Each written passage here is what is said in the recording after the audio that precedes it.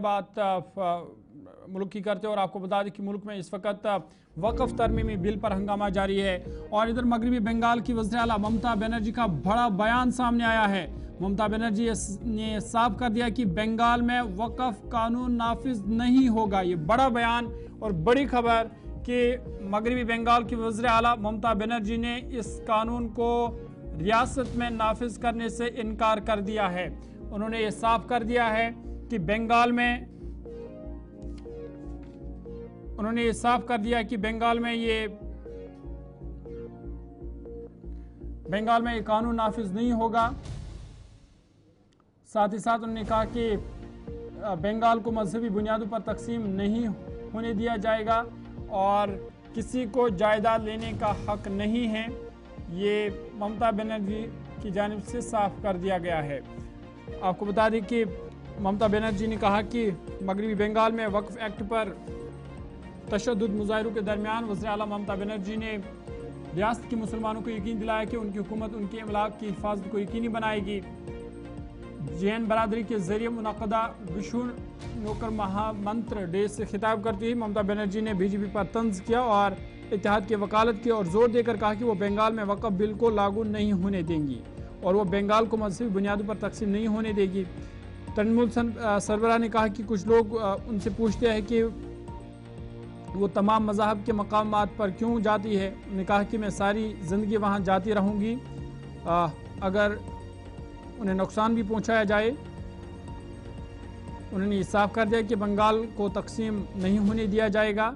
जियो और जीने दो का उन्होंने नारा लगाया और कहा कि किसी को किसी की जायदाद लेने का हक नहीं है।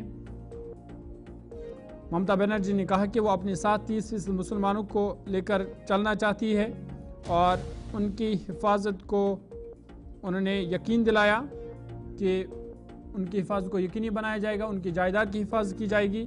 आपको याद होगा कि इससे पहले कल मुर्शिदाबाद में वक्फ एक्ट के खिलाफ एहतजाज के दौरान तशद्दुद फूट पड़ा था। मुजाहिरीन और पुलिस के दरमियान उस वक्त झड़प हुई थी जब उन्हें सड़क ब्लॉक करने से रोका गया। पुलिस ने मुजाहिरीन को मुंतशिर करने के लिए आंसू गैस के गोले दागे थे। इलाके में बड़ी तादाद में पुलिस फोर्स तैनात कर दी गई थी। इंटरनेट को मुअत्तल कर दिया गया था और इस वाक़े में 2 पुलिस एहलकार जख्मी भी हुए थे। ताहम आज ममता बनर्जी ने इस हवाले से कहा लोगों से उन्होंने कहा कि वो अमन को बरकरार रखे, किसी भी तरह के एहतजाज में शामिल ना हो जाए और उन्होंने ये साफ कर दिया है कि मगरबी बंगाल में ये कानून नाफिज नहीं होगा।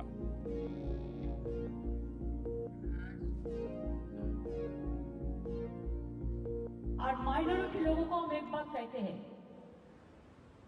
देखिए आप लोगों को दिल में दुख हुआ है वॉका प्रॉपर्टी के लेके, आप भरोसा रखिए बंगाल में ऐसा कुछ नहीं होगा जिसमें कोई डिवाइड एंड रूल होगा। आप लोगों ने ये मैसेज दीजिए कि सबको एक साथ में रह के बचना है, जियो और जीने दो। इसके लिए बेसब्र होने का बात नहीं है और जो रहेगा उसको प्रोटेक्शन देना हमारा काम है।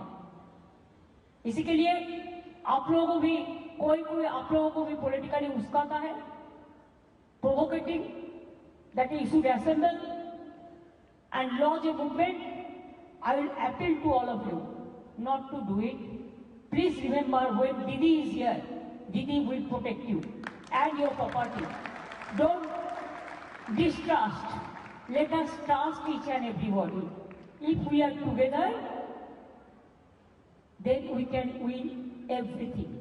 We can conquer the world.